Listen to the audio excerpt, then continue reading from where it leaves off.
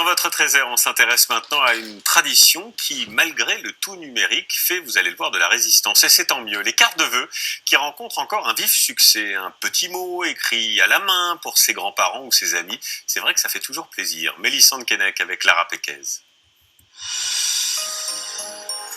En ce mois de janvier, elles s'affichent dans les vitrines des papeteries.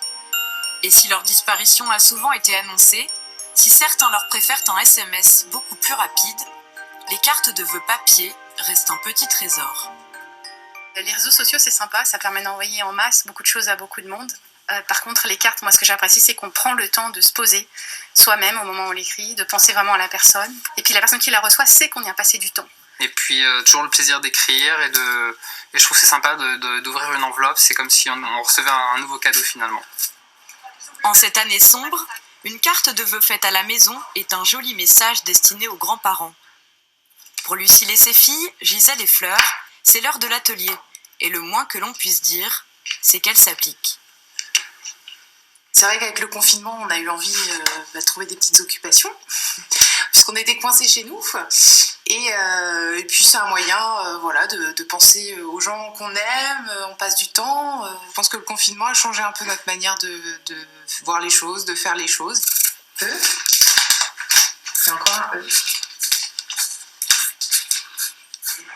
Déjà, dans les années 80, on s'inquiète du déclin de la carte de vœux. D'une part, les gens écrivent moins leurs messages de vœux et ils utilisent d'autre part de plus en plus le téléphone. Mais elle a bel et bien résisté. Et pour faire perdurer la tradition, exit les modèles vieillots, il faut innover. Des cartes gaufrées, découpées au laser ou en 3D, occupent désormais les présentoirs.